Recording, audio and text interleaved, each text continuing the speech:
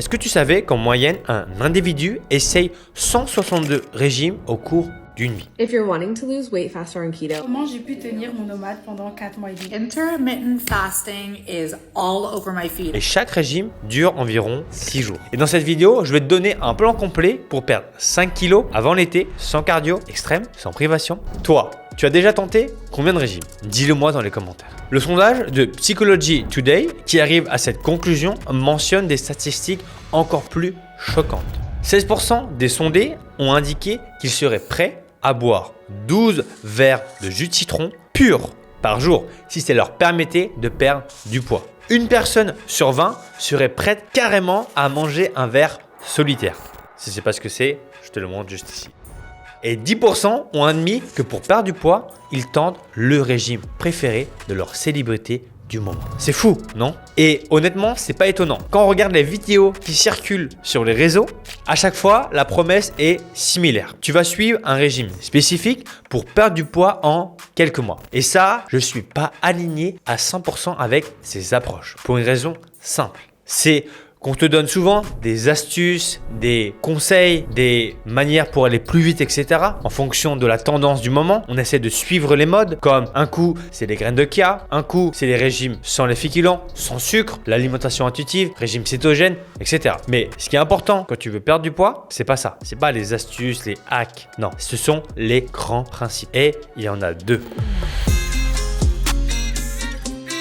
Principe numéro 1. Tu dois être en déficit calorique. Ça veut dire que tu vas consommer moins de calories que ce que tu dépenses. Principe numéro 2, tu dois assurer une adhérence à ton plan. Si tu suis un plan avec lequel tu n'es pas aligné, tu vas tenir 5 jours, puis tu vas craquer et faire un écart. Et à ce moment-là, tu te dis que c'est foutu et tu laisses tout tomber en te disant que tu reprendras la semaine prochaine. Puis tu craques à nouveau et c'est un cercle vicieux qui empêche 90% des gens d'atteindre leur objectif. Et ça, je te le dis par expérience, moi c'est Thomas et je suis coach sportif diplômé d'État depuis très longtemps, depuis presque 8 ans. J'ai déjà aidé des centaines de personnes à mincir et souvent le point commun, c'est exactement ça. Je vais te montrer comment intégrer les 2 principes essentiels à ta routine et les 3 erreurs qui empêchent 85% des gens de perdre du poids. Allez, c'est parti. Je te présente Sophie qui a 40 ans et elle pèse à peu près 85 kilos. Elle veut en perdre 10 avant l'été. Quand elle est venue me voir, honnêtement, j'étais un peu perplexe parce que sur le papier, elle avait l'air de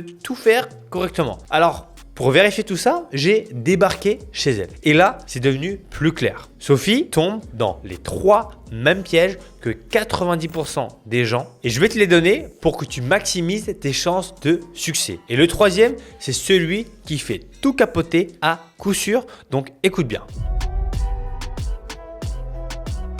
Première erreur, tu sous-estimes les calories que tu consommes. Petite mise en situation, tu as acheté 2 filets de saumon pour le dîner. Arrivé le moment de les cuire, tu sors ta poêle et tu mets de l'huile de tournesol dedans pour éviter que ça accroche. Comment est-ce que tu verses ton huile? Si tu es comme 90%, tu la verses à l'œil comme ça. Et en faisant comme ça, tu tombes dans le premier piège. Le déficit calorique, c'est la condition la plus importante pour perdre du poids. Mais la plupart des gens comptent mal leurs calories. Tu penses que tu ingères 1600 calories par jour, mais tu comptes 20 grammes de fromage alors que tu t'en es découpé un quart de camembert. Pour te donner une idée, une cuillère à soupe d'huile dans la poêle, c'est à peu près 120 calories. Verser un filet à l'œil dans la poêle, c'est plus de 300 kilocalories. Pareil pour le Nutella, une cuillère à café, 54 calories, une cuillère à soupe, 162 calories. Maintenant, regarde ce plat. On modifie un peu de poulet et on modifie la sauce. À gauche, c'est de la mayonnaise, à droite, une sauce au yaourt et à la moutarde. Résultat, quasi la même salade, mais à gauche, c'est 870 calories et à droite, c'est 350 kilocalories. Les portions, c'est la clé si tu veux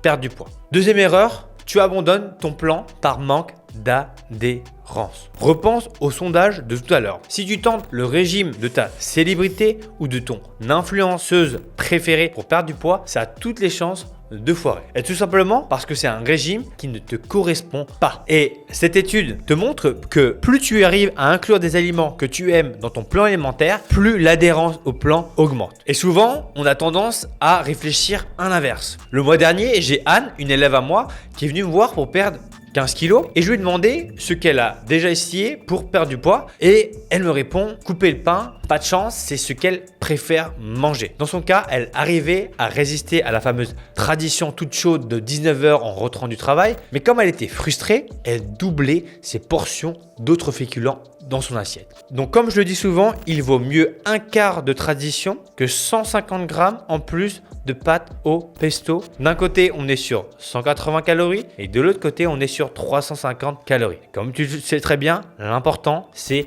le déficit calorique. Et on peut y arriver au même nombre de calories avec des repas très différents. Une autre des raisons qui va te faire lâcher ton plan, c'est si tu as été trop ambitieuse dans ton déficit calorique. Il vaut mieux un déficit calorique de 200 calories par jour que tu vas tenir 2 mois qu'un déficit de 500 calories que tu vas tenir une semaine. Ça peut aussi arriver si tu n'anticipes pas la dernière semaine avant tes règles. Une semaine avant tes règles, tu es dans ce qu'on appelle la phase lutéale. Après l'ovulation, la progestérone monte et fait grimper naturellement la dépense énergétique. La progestérone, c'est une hormone qui prépare à une éventuelle grossesse. Quand elle monte, ton corps réclame du carburant. Dans le même temps, la sérotonine baisse. C'est pour ça que tu vas chercher instinctivement des glucides comme du chocolat, du pain, bref, du sucré pour la rebooster. Troisième erreur, tu ne dors pas assez. Est-ce que tu savais que d'après cette étude, une personne privée de sommeil consomme en moyenne 385 calories supplémentaires par jour? Ça équivaut à un gros cheeseburger par jour. Sur un mois, ça donne 12 000 calories en plus, donc 1,5 kg de graisse corporelle. Dans cette étude, après 2 nuits de 4 heures, l'hormone de la faim, la gréline, se met à augmenter de 15%. Et au contraire, l'hormone de la satiété, la leptine, diminue de 15%. Donc concrètement, il te suffit de 2 mauvaises nuits de sommeil pour que tes hormones de l'appétit se dérèglent. Maintenant, imagine que tu prolonges le problème. Tu as pas mal de boulot, tu as accumulé un déficit d'1h30 de sommeil par nuit sur 4, 6 semaines, 3 mois, 6 mois, 1 an. À ce moment-là, ta sensibilité à l'insuline va s'affaiblir, tes muscles vont utiliser moins de glucose et tu vas stocker plus facilement les calories sous forme de graisse abdominale. Ensuite, il y a un autre effet du manque de sommeil qui va te faire prendre du poids. Tu as sûrement déjà connu ça, tu passes une mauvaise nuit et le lendemain, tu as envie de faire moins d'efforts. Tu prends les ascenseurs partout, tu te gares le plus près possible de ton travail et ça diminue ton NEAT, c'est-à-dire l'énergie corps dépense en dehors du sport. Et là, tu vas me dire, mais Thomas, pourquoi c'est important? Regarde, il suffit de regarder ce schéma qui représente la dépense énergétique journalière. Et comme tu peux le voir, le NEAT représente une partie même plus importante que ton sport. Parce que oui, tu peux faire du sport pendant 1 heure, mais tu vas pas faire non plus du sport pendant 7 à 8 heures. Par contre, tu peux marcher, bouger, faire le ménage, faire tes tâches quotidiennes de la vie sans forcément t'en rendre compte. Et ça, c'est le NEAT. Et c'est pour ça que c'est hyper important. Alors là, tu te demandes peut-être combien de temps il faut dormir pour éviter tout ça. Eh bien, le temps de sommeil conseillé, en général, il est de 7 à 9 heures par nuit. Donc minimum 7 heures à 8 heures dans ton lit. Si tu dors peu ou mal, corrige ça en priorité pour maximiser tes chances de succès. En faisant des recherches pour une autre vidéo, je suis tombé sur ce TikTok lunaire et pourtant il commençait bien. So, I want to lose 2 kilos. I'm currently 56 kilos and I want to be 54 kilos. I am 5'7" for reference, 5'7.5".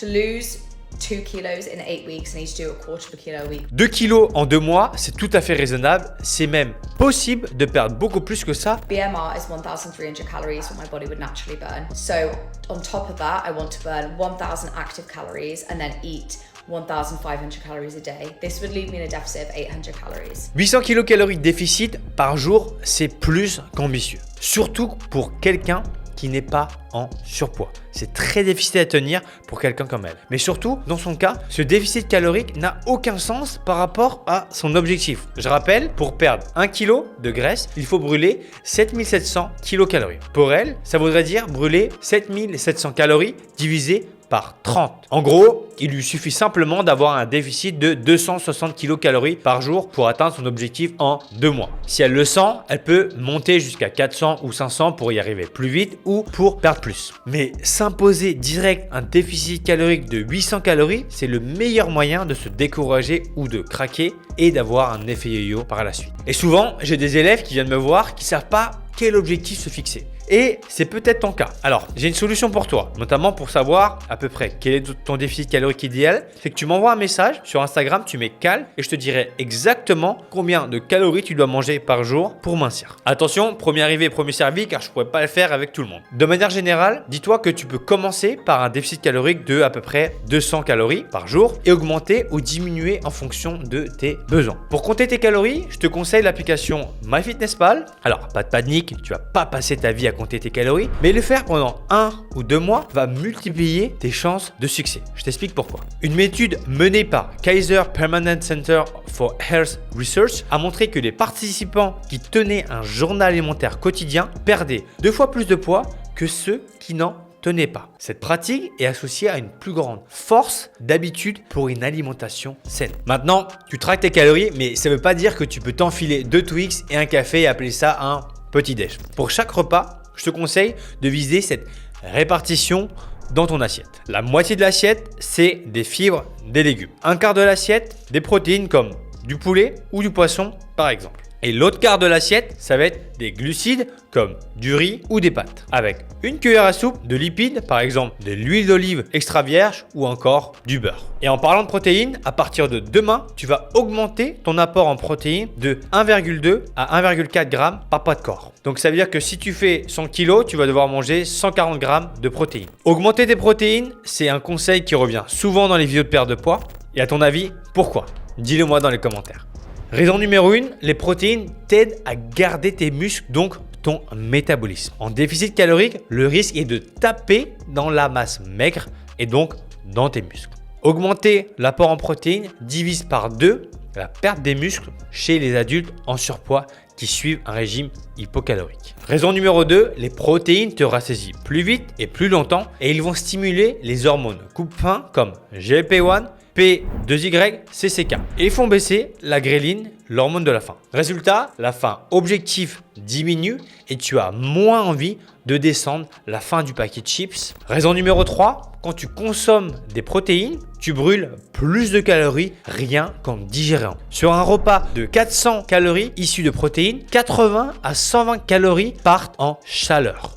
À partir de demain, ton objectif, c'est des protéines à chaque repas. Sinon, je viens chez toi et je te fais manger du poulet. Et là, tu dois te demander quelle est la place du sport dans tout ça. Eh bien, j'ai fait exprès de commencer par parler de l'alimentation avant de te parler du sport. Parce que c'est vrai, quand on pense remise en forme avant l'été, on voit souvent des gens qui commencent à se lancer dans des programmes de sport farfelus et hyper spécifiques. Mais c'est pas pour rien qu'on dit que 85% de ton summer body est construit dans ton assiette. Attention, le sport, c'est très important, mais ça donne faim. Rappelle-toi du schéma que je t'ai montré tout à l'heure, que je te remets juste ici, sur la dépense énergétique. D'ailleurs, ça me rappelle une élève à moi qui s'appelle Julie, qui avait commencé à faire de la course. Elle faisait 3 footings par semaine, mais en rentrant, elle avait plus faim que d'habitude. Elle ajoutait une demi-baguette de pain pour saucer son plat et se sentir rassasiée. Et bam, tous les calories qu'elle avait brûlées lors de son footing étaient parties en fumée. Parce que oui, il est plus facile de manger moins que de brûler plus. Tu vas passer 1 heure pour brûler peut-être 500-600 calories et ça, tu peux le manger en même pas 5 minutes. C'est pour ça qu'on dit que c'est dans l'assiette que le corps se transforme. Et c'est pour ça que dans ta situation, je te recommande plutôt d'intégrer une routine sportive qui soit pas non plus la plus fatigante et la plus longue. Et en prenant en compte ces différents critères, on peut difficilement faire plus efficace que la marche à pied. Pour tes objectifs, c'est très simple. 8000 pas si tu ne marches pas du tout, 10 000 pas si tu marches déjà un peu et plus si affinité. Ensuite, tu te tiens à cet objectif. Tu peux ajouter une balade de 30 minutes après tes repas. Tu peux acheter un tapis de marche et les faire à la maison en regardant Grey's Anatomy, par exemple. Ou tu peux aller au travail en marchant. Une fois que tu as ta routine de marche en place, tu peux ajouter du renforcement musculaire. Ça va t'aider à obtenir le corps tonique que tu veux. Et pour ça, je t'ai fait des centaines de séances gratuites sur ma chaîne que tu peux faire 2 à 3 fois par semaine et je te les mets juste ici. Voilà, tu peux cliquer pour faire ces séances-là. Alors, il faut savoir qu'aujourd'hui, j'ai coaché plus de 25 000 femmes pour les aider à perdre plus de 10 kilos. Et je vais te donner les 2 conseils que je donne à la fin de chaque consultation pour aider mes élèves à perdre du poids sans cardio et sans se priver. Conseil numéro 1, arrête de finir ton assiette à tout prix. Attention, je ne parle pas d'un conseil toxique où tu dois arrêter de manger en ayant encore faim. Je te parle de ces dernières bouchées que tu te forces à manger pour terminer ton plat. Ou alors le reste de la banane que ton fils de 5 ans ne veut plus, ton corps n'est pas une poubelle. Si tu veux perdre du poids, tu dois impérativement prendre l'habitude de réserver pour plus tard ce qu'il te reste dans ton assiette. Quand tu te forces, en plus d'absorber des calories inutiles, tu te déconnectes de ton sentiment de satiété. Tu ne sais plus écouter les signaux, donc mets les 2 derniers morceaux de poulet dans un tupperware. Ne te force plus jamais à terminer quoi que ce soit. C'est une très mauvaise habitude qu'on nous a apprise quand on était enfant et qui nous déconnecte de nos sensations de faim. Conseil numéro 2, bouge plus. Alors là, tu vas me dire que j'enfonce une porte ouverte. Mais en fait, quand je te dis de bouger plus, je ne parle pas de sport, je te parle de toute ton activité en dehors du sport. Pour être plus précis,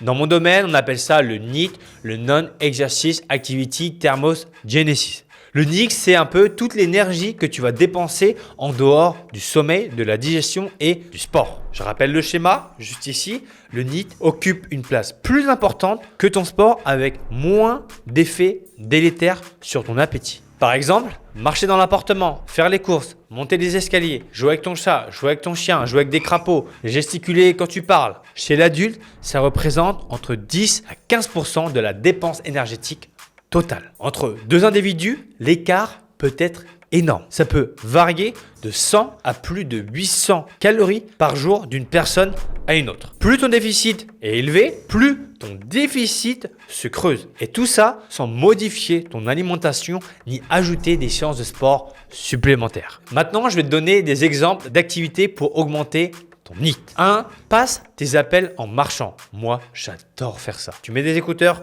et tu marches et tu pars. Ça, c'est à peu près 60 à 120 calories. Ensuite, ça va être un truc que tu fais peut-être de manière inconsciente, mais souvent, il y a des gens qui vont constamment gesticuler. On appelle ça fidgeter. Eh bien, ça, tu peux brûler de 20 à 50 kilocalories, simplement en faisant des petits mouvements comme ça constamment. Bon, ça, c'est plus des mouvements naturel. Ensuite, l'astuce que je préfère vraiment de très très loin, c'est de se garer beaucoup plus loin pour aller au travail. Parce que à la fin, même si tu es fatigué, tu vas devoir marcher à ta voiture et tu n'as pas d'autre choix. Et donc, ça va t'aider à brûler encore plus de calories. Bon, bien entendu, il y a plein d'autres idées que je vais te rajouter à l'écran juste ici. Ce sera plus simple.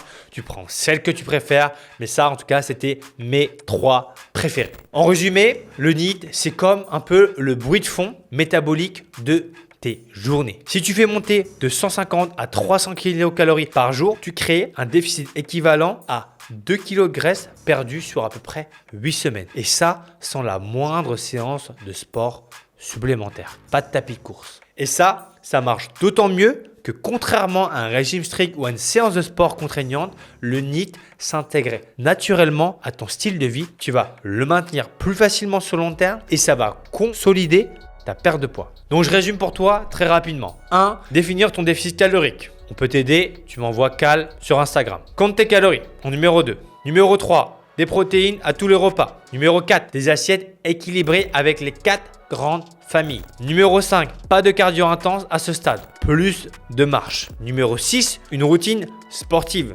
Numéro 7, un corps porte du mouvement quand tu peux, que ce soit marcher pendant tes appels ou te lever ou t'étirer toutes les heures. Et si tu veux voir tous ces grands principes en action, regarde cette vidéo où j'ai coaché Nadiège qui voulait perdre 30 kilos que je te remets juste ici et elle ne savait pas du tout comment faire. Et j'ai débarqué chez elle pour l'aider à transformer ses habitudes. Clique juste ici et je te dis à la semaine prochaine.